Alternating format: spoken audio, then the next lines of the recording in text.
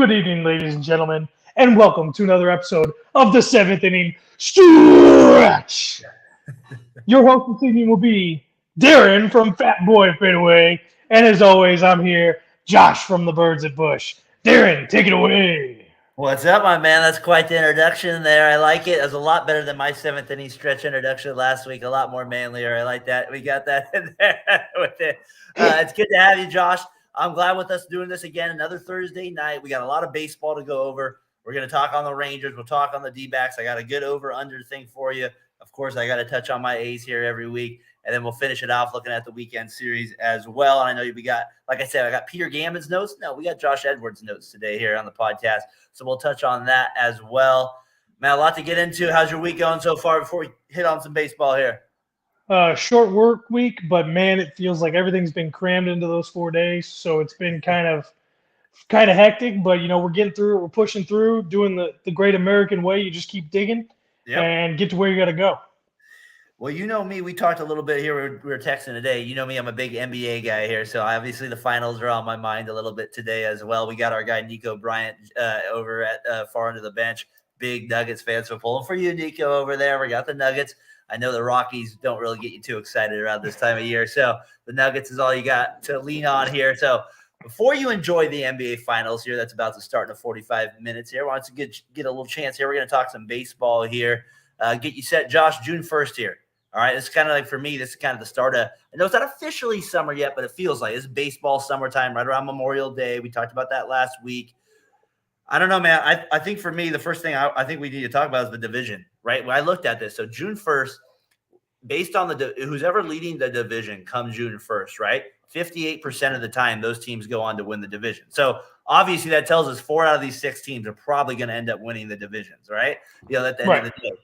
So, kind of going on that a little bit, we have our division leaders so far in the AL. We have the Rays, 40-18, the Twins, 29-27, the Rangers, 35-20. We go to the NL. We got the Braves, Brewers, and Dodgers, with the Dodgers and now D-backs tied for the best record in the NL at 34 wins with the D-backs win. We'll get into that a little bit later. I thought maybe we touched on them a little bit last week, but I thought we should start with the Rangers. They were the video. They're my picture here on YouTube to start our show. I mean, we talked about them. We gave them a little love. We had Logan on a few weeks ago. Dude, I mean, can the Rangers sustain the success? 35-20. What an unreal start. And DeGrom hasn't even been there most of the time. That's the amazing part. And I hate to go back to this, but last year on the show when Logan was with me, I predicted, and it was my long shot kind of out of left field prediction. Last year wasn't the Rangers' year. It was going to be this year. I said it was because Judge was going to come over in the offseason. I was wrong there. That happens, all predictions come true. Yeah, but the Rangers really started last year putting a foundation together to be a competitive team again, and they really haven't been competitive since the early 2010s, 11s, 12s was the last time they were actually like a really good team. The pitching has been much better than I anticipated, especially with DeGrom not being in. But the offense, man, the offense is playing good ball right now. They are getting things done. They are executing. The coaching has been very, very good for this team this year. The Rangers, I think, are a serious threat, and they are a playoff team. Now, you gave out your stat about how, 80% of the teams who are in the division lead at June 1st go on to win the division. Yeah. Do I know if they're going to win the division? I don't know. Houston has been looking better and better as the season has progressed. And Houston has that pedigree right now. They've been good for several years, dating back to their cheating scandal. And that's for Susie. Yeah. And but the Rangers, man, the Rangers look like they can really compete. And I am excited to see the Rangers be good, especially for Logan, because that's where he's closest to, and the Cardinals are not faring so well this season, so it gives him something to be excited about. The thing with the Rangers, too, we need to think about is, like, DeGrom's been out, right? We mentioned that, which isn't a surprise. I think you have to know he's going to miss some games. But Seager as well. He's been out for them, for the Rangers. He's supposed to be one of their best players. Simeon's is on a 20-game hit streak, right? He's been on absolute fire for them. Their rookie, Josh Jung, what's he got? I wrote down here 12 home runs, 37 RBIs with a .295 batting average to start out the year. He's been really consistent. His at-bats are really good for a rookie. I mean, just his plate discipline, his understanding of like when a pitcher is going to throw an off speed to a fastball has been really impressive to me from that spot. And now I talked about at the beginning of the year was their pitching staff. I thought Evaldi's the biggest surprise to me. Like that's out of left field. Oh, like yeah. they have a 2.74 ERA. It's something crazy. 2.42, I think it is. Way better I than thought, projected. yeah, exactly. Nobody thought that. And I thought Gray would be good. And he got off to a little bit of a rough start, but now he's really turned it on the last couple months. And then you have Perez, who's always a solid guy. And then Heaney's been pretty good for him too. But my question to you is Bochy. Is he the best manager since Joe Torre? Ooh, that's kind of a loaded question. I mean, best manager rings. Went to the World Series with the Padres as well. I mean, he's always in there with the division. I'm just saying. And right now with the Rangers, 35-20. He's definitely one of the best. I would probably put him in the top 3 or top 4, guaranteed. Arguably, the best manager in the last, I would say, 20 years in baseball. Yeah, I would agree.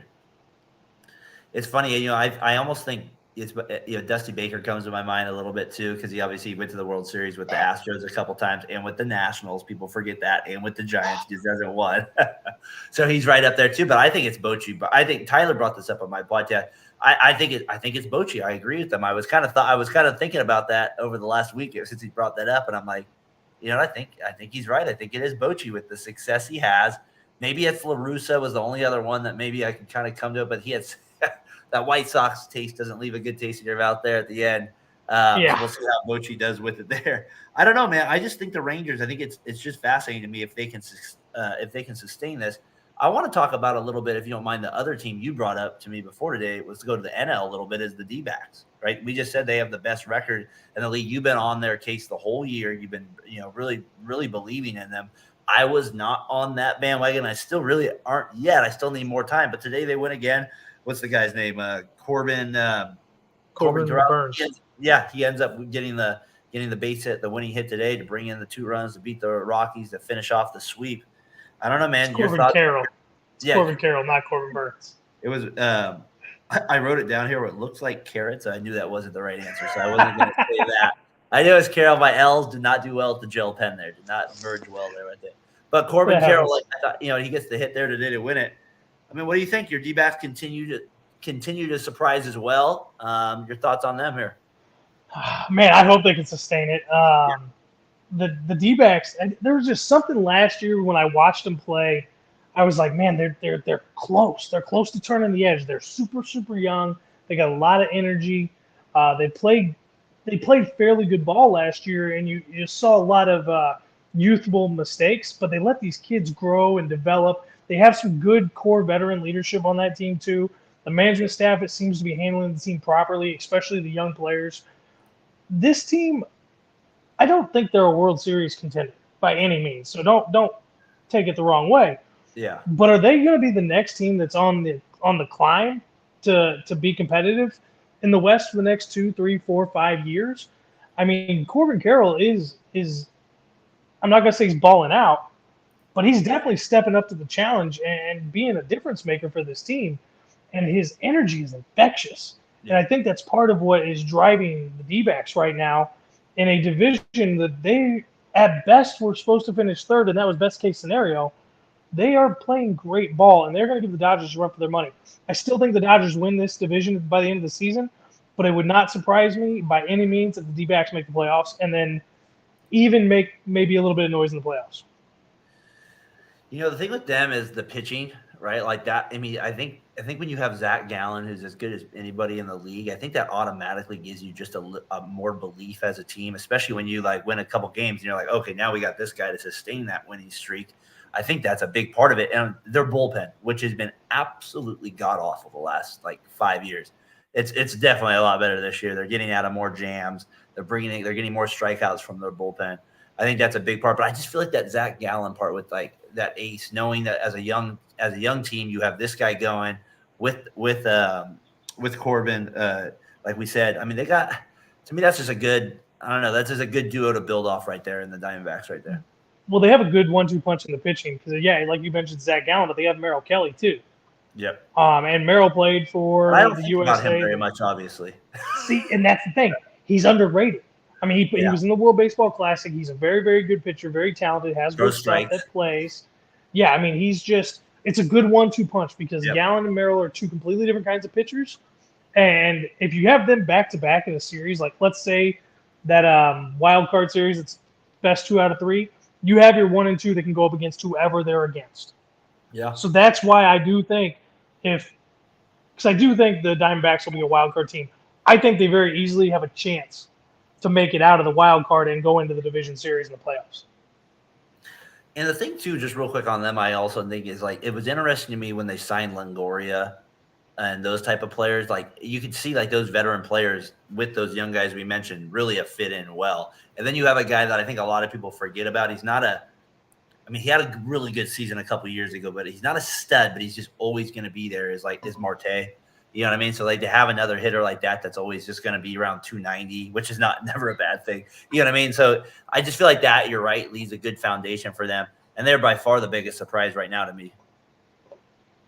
Oh, they're up there, yeah, for me. For me, it is because I didn't think they'd be tied with the Dodgers at June 1st. I didn't think they'd. No, I didn't. Yeah, so for me, that's. I agree with you. I didn't think they were this good. No. But Ketel Marte's always been good. You know, he was thought a lot of people thought he was going to be their next superstar.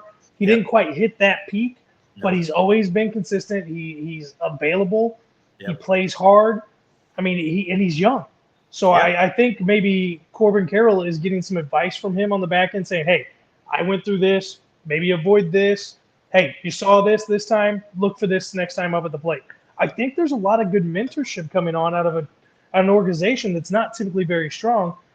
And let's be honest, hasn't been strong since Randy Johnson and Kurt Schilling were there. Yeah, when you get those guys, you're strong. That's good. That was such a weird D-backs team, the way they just paid for that team. All right. Anything else with those division leaders? Like I said, we mentioned the Rays, 40-18. They've kind of, obviously come back a little bit. Still, obviously, a very good record. Twins, a little bit over 500. Braves, they lost 2 out of 3 to the A's. That automatically put you as a L of the week right there. And then the Brewers hanging on, even with a minus run differential. Anything stand out to you there division-wise? Oh, my God. Okay. So let's get to the National League Central real quick, and not to talk about my Cardinals, but let's talk about something that it's an anomaly. Okay. And it's the only division in baseball that's doing this. Every division in baseball, the leader in the division has a plus run differential. Yep. The NL Central, the team leading the division has the worst run differential at minus 24, at least last time I checked. That stat may have changed at this point. And the team in 4th place has the best run differential at plus 7. Like, damn. This is why the NL Central is wide open. Your statistic from the start of the show probably does not apply, not only for the NL Central, but I would also say the AL Central and probably the AL West. So we may see a different variation this year from that typical statistic. But the NL Central, man, it's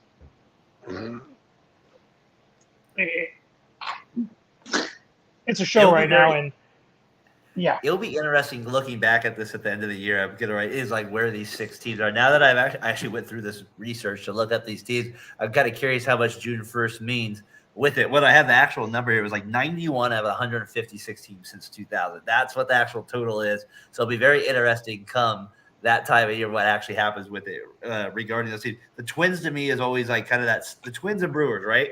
It's just like those 2 teams, the Minnesotas. We got those up there in the Milwaukee's. We got the up there in the North winning those divisions.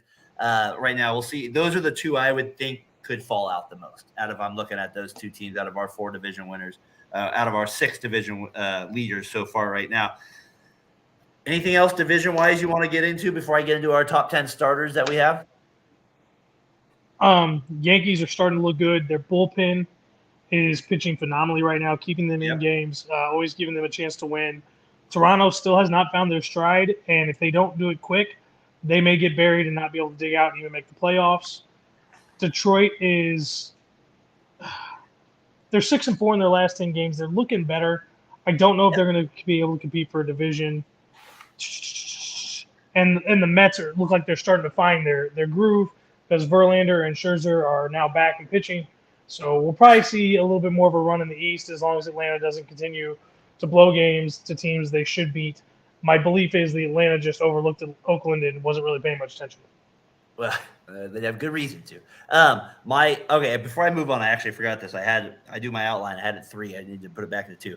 Division leader confidence draft. Okay, so I'll give you the first pick. If you had 6, we have the 6 teams that are leading the division. Let's say for the fun of it, all right, we'll have the D-backs and the Dodgers. So we get to do 7. There's the 7 teams leading the division. Confidence meter here. Who you get the first pick out of those teams? Who do you got with the division still? Tampa. Okay, so that's the number 1 draft. You get that pick there. I'm taking Dodgers 2. I don't care that the D-backs are tied with them. I'm taking the Dodgers 2 there. What do you got? Atlanta 3 with that. Even with the Mets coming on strong, Josh, you even said it there. You're still going with them. I respect that. I'm gonna go meter. I'm gonna go to the Rangers. I'm taking the Rangers there. Now I have to take the D-backs just to the Rangers. There you go. I was wondering where you were gonna go with this one on that one. This is where interesting. Twins or Brewers? I think I have much more confidence in the Brewers. The Twins, I just don't have confidence in them yet. I just can't buy into the Twins yet. So I would have actually picked that the other way around. I would have picked the Twins over. I know you would. That's why I went Brewers.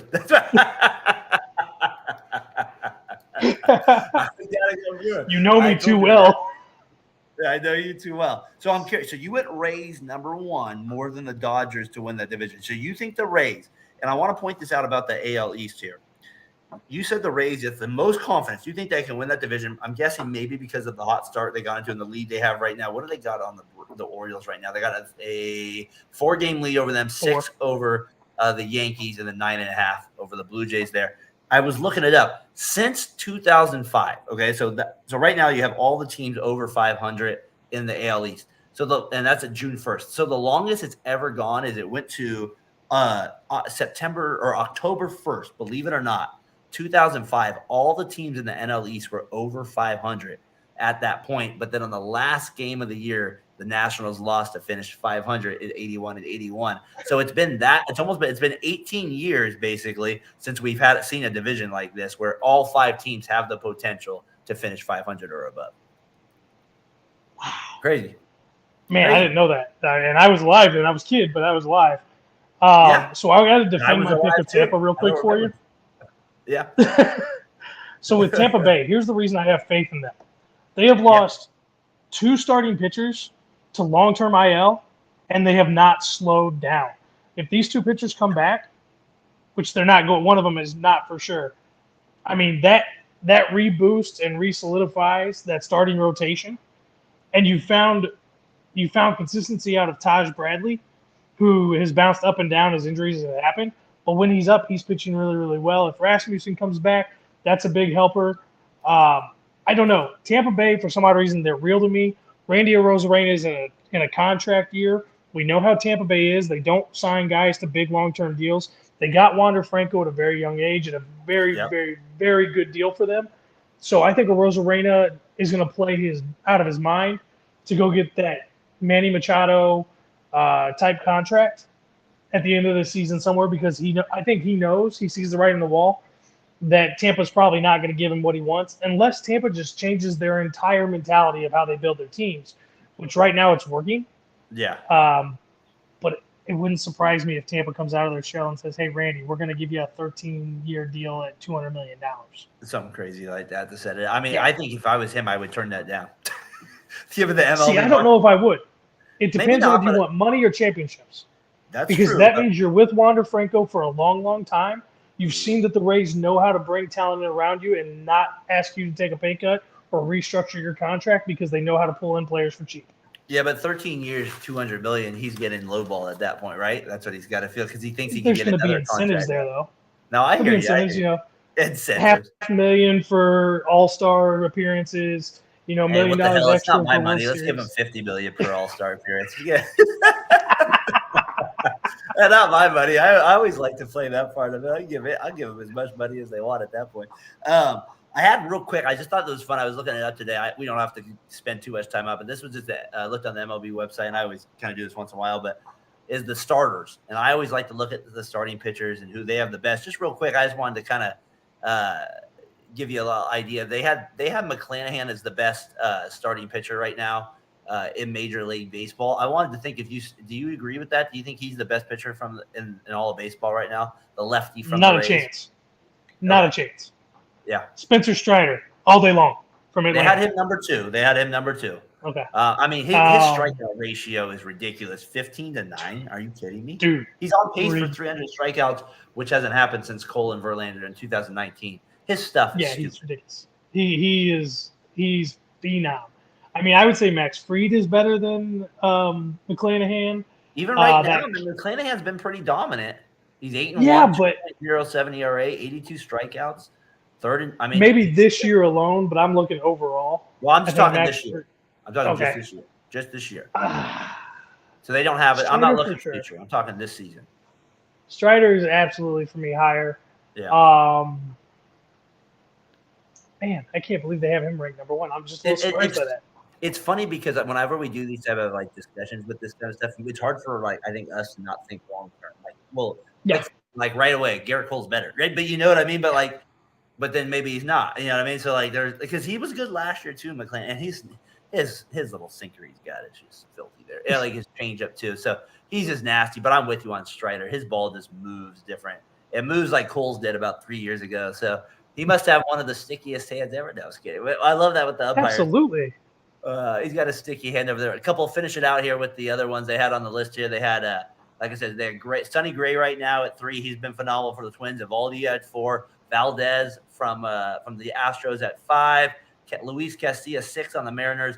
Bryce Elder, a guy I did not as familiar with from the Braves. Our guy John there, maybe if he's listening here Out of Your Falcon Mind podcast, I'm sure he knows about him.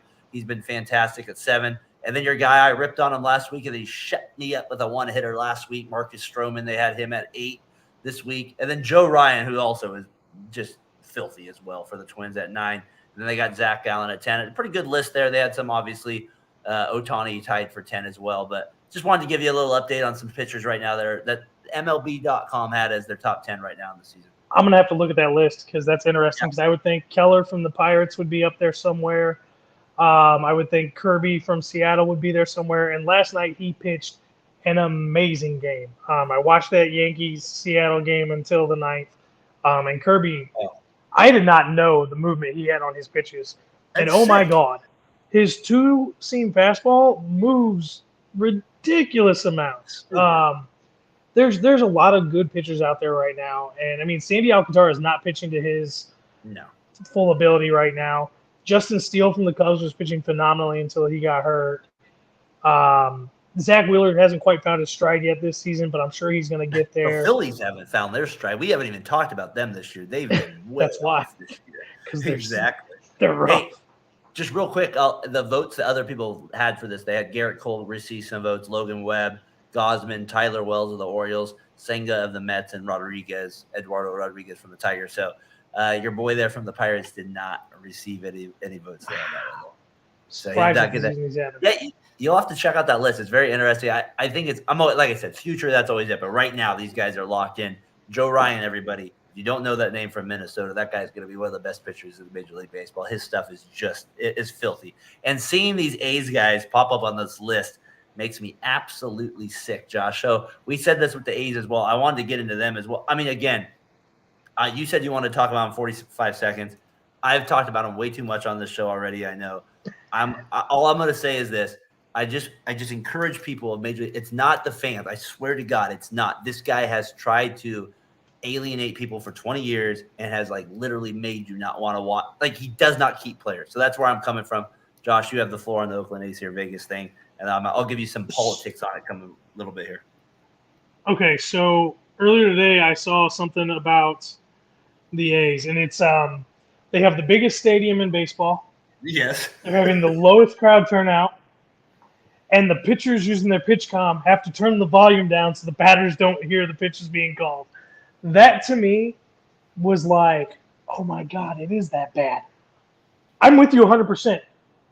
They should not take the A's out of Oakland and put them in Las Vegas. Why do we reward failure in America? And I'm not trying to go cultural here, but why in the world would the MLB take a team that can't put fans in the seats with a bad owner who doesn't care about his fans, his team, or his city, and give him a brand new city with a brand new stadium with a brand new fan base Amen. For no reason whatsoever. This is insane. If you want to do this, give a team that actually deserves it the money or the relocation, like Tampa Bay. Relocate Tampa Bay somewhere where they're going to be greatly appreciated for what the ownership and the management and the team has done together. Um, I mean, hell, put a team in Montreal for God's sakes. I mean, they miss baseball, but put a team in Nashville, and I hate that Nashville gets all the looks for everything, but don't move the A's to Las Vegas until they can put up at least a 500 season. For God's sakes, make the owner spend some money on his payroll. Respect the fans, their time, their money, and their passion for the game. And they're like protesting. They're basically going, we can get tickets for cheap, and we're not even going to go because we know this dude is a total moron who will not support what we are supporting. So I'm on board with you 100% now on your A's thing. I think we should try to find a way to get the MLB to boycott the move to Vegas for the A's. Rob Manfred is so in bed with Mr. Fisher right now. It's tough to get him out of that. They're locked in. I mean, I'm telling you, it just makes no. And people the A's have never sold. You would never consistently put your good-earned money towards a team that doesn't actually feel like they actually care about keeping their players. They reloaded in 2021. I want to make this clear. Chapman gone, Olsen gone. Year later, Murphy gone. All those guys gone, and then guess what they decided to do? Raise ticket prices. You know what I mean? Like that's bad business and trying to alienate a fan base, getting what you want here. It's totally the major league situation. I've been saying it 2 years. I literally wrote an article for like this random place 3 years ago saying this, it would happen. And it has. It's turned into major league situation, except for hopefully John Fisher isn't naked behind any chess pieces or take it down or something like that. Nobody wants to see that. That's what I was saying. Hopefully the A's have something like that. My God, nobody revealed the final piece. So they have that there with it. And I'm just with you. I just think more fans are starting to tune into like, well, this guy doesn't give a shit about the team. Why are we rewarding him? I watched this Nevada legislation thing for a little bit. It's like 6 hours long. It's ridiculous how they go about this. And some of the people from Nevada are like, why would people from Oakland ever come down to watch the A's again outside of like 1,000 people? So like some of these numbers, and I just think the MLB looks really bad on this. And Manfred, I just think it's really pathetic. I got one more thing about your A's. Yeah. What happened to your rookie sensation? He had a rookie wall. Yeah, he didn't hit the wall. He was driving at 100 miles an hour and went boom and just stopped. He forgot just to hit. Stopped. What's the word I'm looking for? They made adjustments on him. Can he adjust at all? Can he adjust now to like not hitting a fat? Early on, what they say, you get fastballs. Eventually, you got to be able to lay off pitches. That's what he's getting. He's getting pitched to like he's the best player on their team now. So that's what happens, right? Before you're just a regular Joe. Now, and that doesn't even mean that much, but they look at him as he's the best player there. I had a stat of the week here I wanted to give us here or I wanted to shout it out was I wanted to ask you a question here. Question of the week.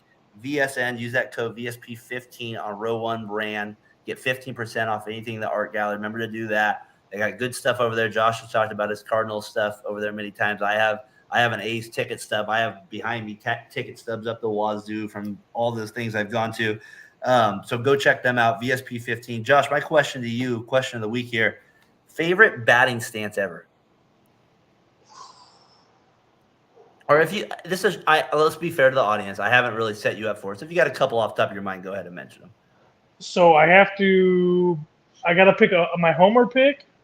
Has got to be Albert Pujols early in his career. He had that super, super wide crouch stance. There we go. It was crazy. Yeah, and then I kind of forgot about that. He was a little lower, huh? Dude, he had a weird stance. But How about Bagwell? You know? Bags was another one who had a real wide stance. I would probably. I did McGuire a lot. I'm gonna be honest with his little slow kind of thing, and then he brings it up real slow. I was a big McGuire. I like to copy that one a lot. Yeah, we were big that one. Griffey. I mean, I liked Willie McGee from back in the day. Willie. Wow. Willie McGee, Ozzie Smith. I think Mark Grace had a cool stance. He was very traditional. But he looked good. He was smooth. Ricky Henderson, yeah. See, I'm not big on the bat wave, and like Nolan Arenado bothers me because he dances in the box so much. So you want a Gary Sheffield fan? Nah. Pudge. I loved Pudge. Yeah, Punch had the very square kind of like with the little Very like. square, very traditional, good good technically sound, I guess is the best way to say it. Do you remember Mickey Tettleton? Does that name sound familiar from the Tigers? He used to, and he played for the. He used to lay his bat literally flat like this, right? Like he would be flat like this right before he hit. He was a switch hitter. I remember more for the Tigers. I know he played for the Rangers later, but yeah, he had that little stance. It was kind of funny because it looked like he didn't give a crap. And then I got to mention one of my favorite ones. He played for the. He started with the A's, went to the Blue Jays, or maybe went to the D-backs first, then went to the Blue Jays. My boy Tony Batista. He had one of the best open stances of all time with the low crouch with the little right-handed one there. And then my boy, I imitated this man as well, Big Andres Galarraga. I was a Big Andres Galarraga stance guy too. So those are some ones I thought were fun there with the Row 1 brand. So it's always I always like batting. They're always unique. It's the one thing about baseball that's different. It's like basketball, different shooting forms and stuff like that. But you get that more often in baseball here. Yeah, I mean, I guess the only things that really technically are individualized in baseball would be how you look in the batter's box and then pitcher's windup. Yeah, pitchers windups are fun. I feel like I was thinking about that the other day when I was thinking pitchers windups. I don't feel like are as creative as, or not nearly as creative as they used to be. I mean, no, not at all. There's so much cookie cutter now. I mean, and so it's either everybody's cookie cutter, or guys do this weird, or these guys have like it almost looks like they have a tick. Like Kenley Jansen. Mm-hmm. He's got that. He glitches and then comes real slow and releases, and he throws heat. Like, don't get me wrong, but he drives me nuts. This is one of the nerdiest things I'm ever gonna say about. But I've always wondered when I watch old games. I told you I always do that. I always watch old games. Is if I went through every decade, how many pitchers throw with go with the windup and they go behind their head? I feel like that used to be the routine, and now nobody does that really anymore. And let me be honest, the guy that has the most strikeouts ever did that. So that doesn't throw you off by any means. But have you noticed a lot of guys don't go behind the head anymore? I did when I was a little leaguer. Yeah. When I learned how to, because when you're a young kid, at least in the early 2000s, when you're a starting pitcher, they just teach you they start you from the stretch. That's how you learn to pitch. Yeah. And then you get a wind up, and your wind up's basic. It's the ball stays here, you take your step, you turn and you throw. Well, I didn't like that because it didn't feel natural to me because it wasn't the way I watched pitchers growing up. So I was always over the head. But it doesn't happen. I don't like it. No. I don't like it. I wish more pitchers did it.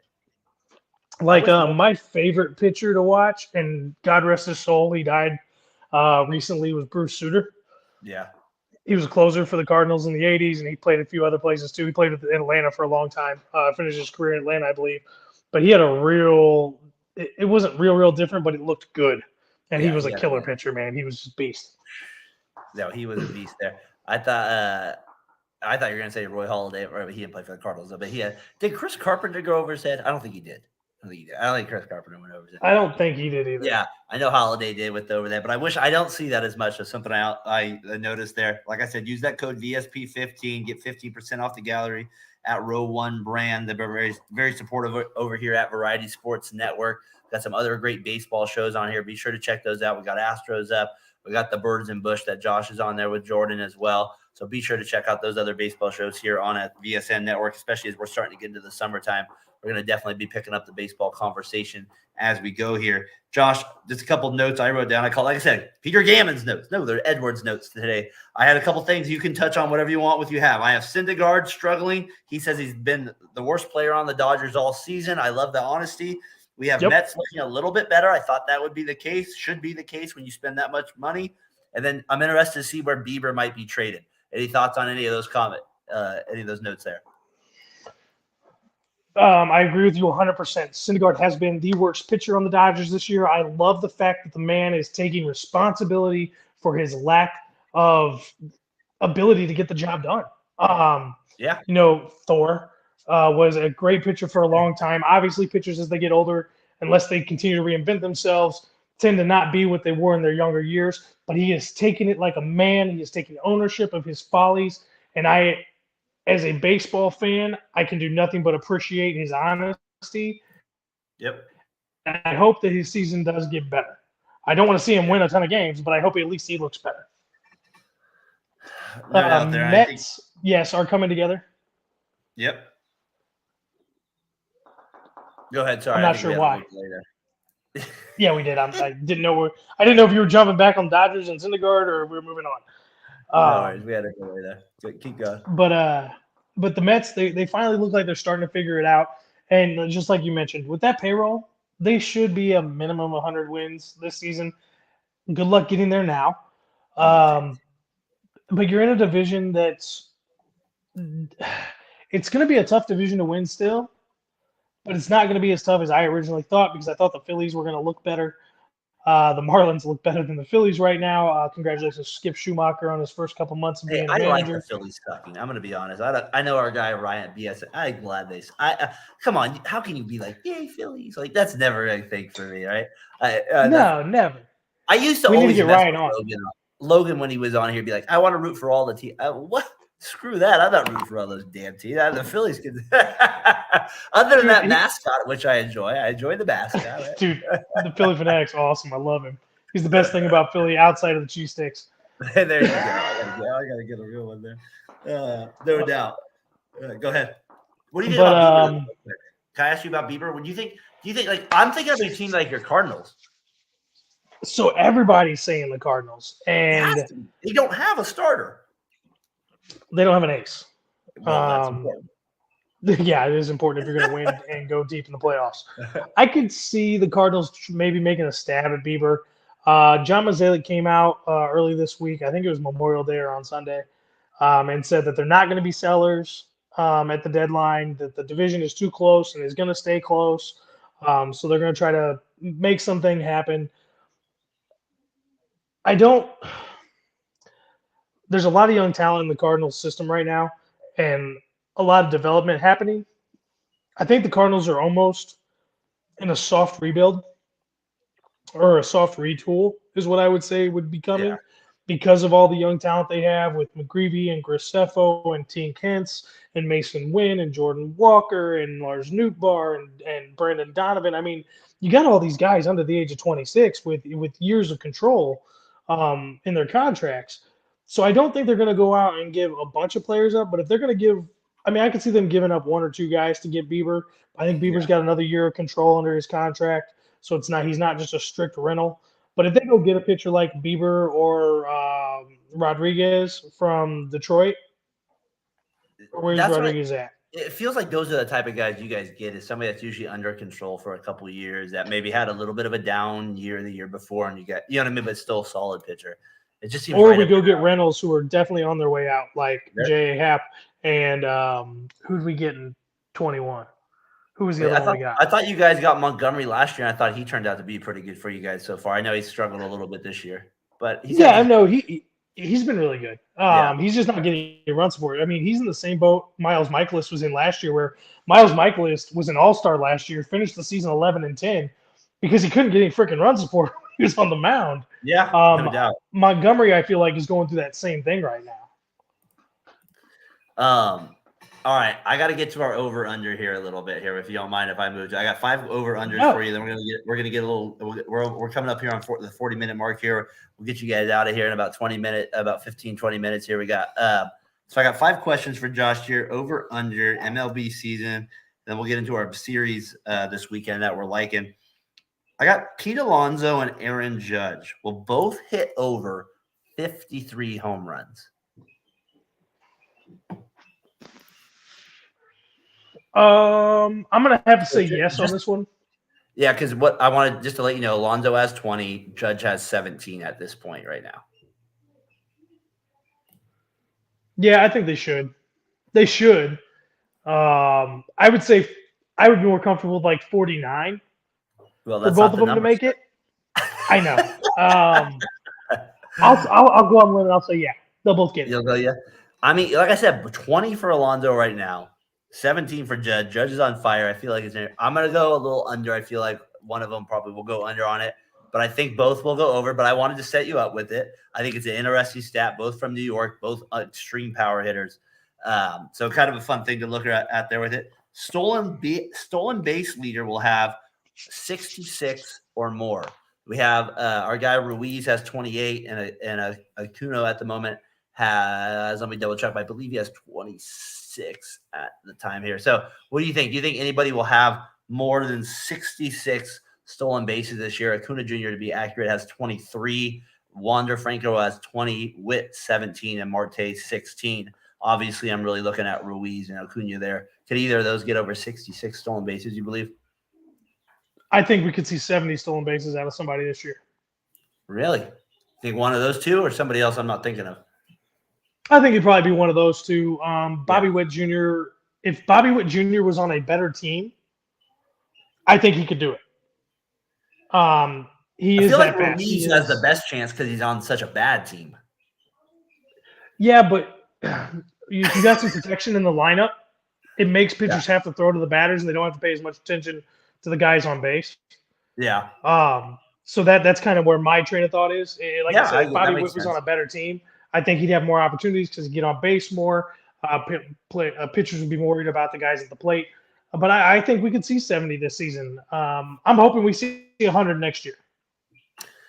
If Acuna gets 70, my God, my God, if this guy gets 70 still, if he adds that to, he talked about 60 being a possibility, it probably is.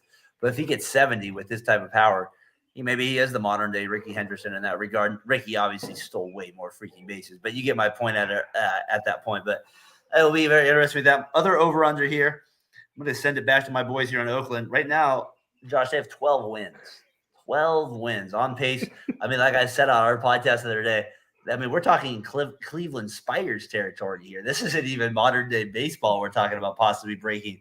They were on pace for 30 wins up to 3 days ago when they beat the Braves 2 out of 3. So now they're up to a whopping 34 wins on pace here. Over under the Tigers, who to me is the worst team I've ever seen in my life, 2004, 42.5 wins. What do you got over under A's? They're at 12 right now. With the number's 42? Can they get 31 wins, Josh? Can they get 31 wins? Can they get 31 more? So I have to say they're going to go over, but not by much. And maybe a win over that. They might hit just at 42. I think they would have to try to lose more than that. They would really have to try to lose worse than what they're doing already. Their win percentage is 207. That's what's kind of interesting. They're not trying. It's happening. They're not trying. So what is? Hold on. I got to do some math real quick so I can give you a good hard answer on this. So it's 162. They're on pace right now for. And the number you gave me was 42. 42 and a half. So they have to get 43 to be over. I say under. Yeah, that's what I thought. Isn't that pathetic? That was basically the Tigers' record at 43 wins back in 2004. That's what I'm saying. And that's the worst team. I was looking it up. If you look at WAR, which now is very popular, only Carlos Pena and Dimitri Young both had an over a plus WAR on the whole entire offense. And Young was +1, and I think Pena was 0.5. So you're talking about some of the worst baseball you've ever seen with a roster like that. So A's, you got under. I'm going to go under too. I want to go way the freaking under so they sell this team. That's what I want. I want them to finish with 20 wins. Get John Fisher's candy ass out of the Oakland Coliseum, and let's bring in a new owner. But no, Manfred loves teams that suck. So over under here. Okay, so today, this is an interesting question, so follow me along on this one. Over under 3 more times Max Scherzer will bitch about the pitch clock. Today, I don't know if you saw it. He went off again on the umpire. Over. Way over, probably. Over. Way over. I say he does it twice a month for the rest of the season. He went off again today about not getting enough warm-up pitches because his catcher took too long getting out to home plate. He said the umpire said that. Well, the umpire said he would get disciplined by MLB. It's his job. Of course he's going to get disciplined by MLB. And guys like you, Max Scherzer, are the reason we have these rules in place. More. Last one I have. Over, under. This is an interesting one, I think. So there's 28 All-Stars allowed in each league. So will 15 represent the AL East this year? That's 5. I don't see why not. It's an average of That's 3 3 a per team. team. But it's an average. Obviously, we think the Rays will probably end up with like 5, right? So then the Red Sox maybe get like Devers and maybe Sale. But you get my point. Like I feel like I think 15 is realistic because the Blue Jays, they have stars in that division too. I'm going to say over. That's correct. I'm going to say over because I had to list some of them here. All right. You got Adley Rushman, Wander Franco, Randy Arozarena, Aaron Judge, Garrett Cole. Yep. The pitcher from Baltimore. Yep. Volpe will probably was it the shortstop for the Yankees. He'll probably get voted in as the starter. Yeah, he could. Who else you got? Well, you got Bichette. You got Vladimir Guerrero, Bo Bichette. Yeah. The kid Chapman. The kid that Toronto traded for in the offseason, the catcher pitcher or catcher center fielder. Varsho. Yep. I mean, that's 9 off the top of my head. Yeah, I think that's me not looking at stats. Yeah, with Rushman. I mean, catcher. Isn't that crazy? I think half the roster of the All-Star game will probably be represented by the AL East, probably more. So, think about this.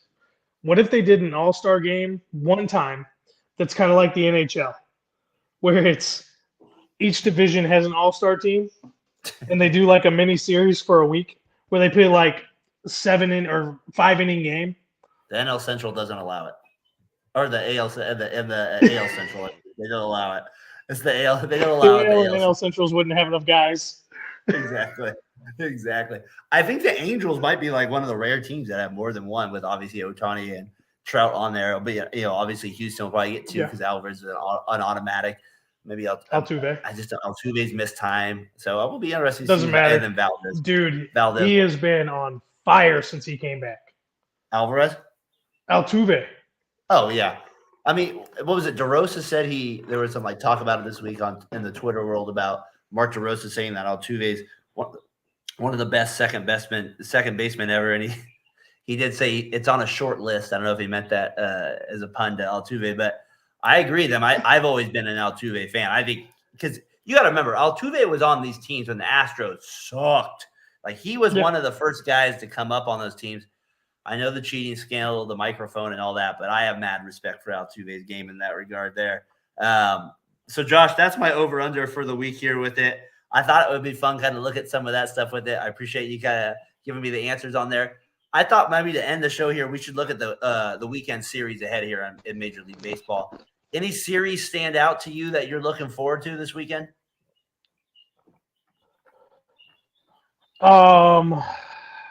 Man, I'll be honest with you. I haven't even done the rundown of all the series that are being played this weekend. Let me give you. So give me them to you, and I'll tell you what my favorites are. All right, so I got a few here on my end. I got the Giants Orioles, a good one. I think that's a good matchup. You got black and orange in that series. We got Dodgers. You got Yankees at Dodgers, a good series. Braves at Arizona, also a pretty good series. Those are the two intrigue me. We have the division-leading Twins against the Guardians. We have the Angels at Astros, which I find to be also a good series. And I got the Blue Jays Mets. Those are the ones that stand out to me. And, of course, we got to mention your boys, the Cardinals versus the Pirates there as well. So those are a few series that catch my attention. That Yankees-Dodgers one automatically obviously catches my attention. Actually, all those that you listed sound really good and all better than my Cardinals-Pirates. Yankees-Dodgers, that's huge. I mean, that could be a World Series preview. Could be. I don't want it to be that way. But it could happen. You said Toronto was playing who?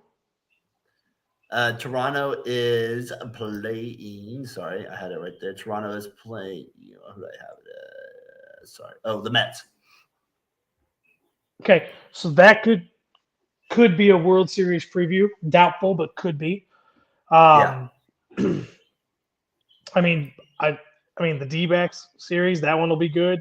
It's a big series for the Mets. They're playing well, and now they're playing against a good team in the AL East. To me, it's a very big series for the Mets. Absolutely. No, it's huge because if they can win the series, that's definitely going to put them up in the ranks against or help them move against Atlanta, because I don't think Atlanta is going to go play Arizona and win all 3 games. I don't think they're going to sweep. They're going to lose somewhere. if not 2 Yeah. games. So, I mean, the Mets could really pick up some ground here on Atlanta. Uh, the D-backs could pick up some. I mean, this weekend could really change the state. Like by the time we talk next Thursday, Yeah. the standings could look really different or be a lot tighter than what they are now. Yeah. But yeah, I mean, there's a lot of good baseball this weekend. I don't typically look at weekend series until Friday because of I have a 3.5-year-old. I have an 8.5-month wife or eight and a Well, half and we're doing a Thursday month podcast. pregnant We haven't wife. been doing too many So of those. yeah, so I don't quite look at the weekend until I get to the weekend right now because my personal life's fairly busy. But there's a lot of good weekend series. I'm going to have to pay attention this weekend. Obviously, I'm going to be watching the Cardinals and the Pirates series this weekend, not only because I'm a hometown fan of the Cardinals, but newsflash, breaking news as about 2 hours ago, Jordan Walker's been recalled from AAA with St. Louis Cardinals, and Rare, who was he replaced Tyler Motter, was Motter to the bench. He went bad with the team. Jordan Walker is coming back in the minors, which if you follow this, it kind of got some national news about what he said about down with to do, which was the ball in the air. They wanted to see more home runs than that power. He tried it for about his numbers basically fell off a cliff, and he looked horrible. And in the interview, he said, that wasn't working. I need to do what got me here. My power, my home runs, and the launch angle will come as the season progresses like it did last year. It worked. He's getting called back up right where he belongs. His defense is still suspect in the outfield because he is a natural third baseman, but his bat is severely needed for the St. Louis Cardinals. That is heavily. No doubt. Walker, it'll be interesting to see when he comes back. Sorry, your audio kind of on my end was breaking up a little bit, so I hope I didn't cut you off there. No, I think Walker is one of the best. I'll be interested with him getting called back up if he can give the Cardinals a little life. I'm guessing that's what they're depending on a little bit. That Braves Diamondbacks series to me is a very intriguing one with both teams being division leaders. Technically, the Diamondbacks on this point, it's the Braves going to Atlanta. So that one's something I'll definitely be looking for on this weekend as well. Josh, that was a good podcast here, man. 7th inning stretch, back out of here Thursday. Like we said, June 1st, we went over the 6 division leaders. Had a lot to get into. Any final thoughts here before we call it a show? Something we didn't do last week of the show, probably because it was late at night when we went and I was not all there. We didn't send a shout out to all of our fallen troops for the Memorial Day holiday. We get that holiday, we get that 3-day weekend to spend with our families and friends because those who went before us, who fought for our freedoms, died for our freedoms, and never made it home to their families. So to all of our friends and families that have had veterans who have passed during war or in times of our need as American citizens, we want to reach out and say thank you to all y'all for everything you have sacrificed for us. But we didn't get to do that last week, and I felt really bad after the show for not putting that out there, so I want to make sure I said it this week. Well said there, sir. I echo everything you said there with it. We obviously somebody that has family members in it in the military. That is well said, and like you said, that allows us to do a silly little podcast like this. So we appreciate them greatly. We appreciate anybody also that tuned in today. VSN. We're trying to do big things here. We got our guy Brandon always working his ass off over there. I appreciate him greatly over there. Always grinding, always trying to make the thing better. Josh Edwards, it's always a pleasure talking baseball with you. With basketball ending here, we're just finishing the first quarter. I think the Denver Nuggets are ahead here. I know we'll leave pure baseball from there. I'm going to Disneyland next week and I'll be able to watch an Angels game. I'll give you a report back from Anaheim what it's like there. So I hope for us we'll be able to meet up probably here in a couple of weeks. I think you said you're going on vacation after that. So if we are not able to meet up here in a couple of weeks, I know we'll do here soon in June, in the middle of June, and we'll probably rock it hard all the way there till the World Series. So for Josh Edwards, make sure you turn the wife's having a baby. It's not vacation. Yeah. if she's listening, I'm probably her least favorite fan for that. That's what it was it with my wife when she was going into I should say this, I'm gonna get killed. But whenever she would go into like labor or like I'd be like, is it like gas? Is it like gas? Just kidding. I've been there. Different I've kind ate of too many pressure. nachos. I've ate too many nachos. I've been there before. I hear you on that. She would throw something at me after that. But all right. For Josh Edwards, I'm Darren Breyer from Fat Boy Fadeaway Sports Variety Set Network. Until then, peace. See ya.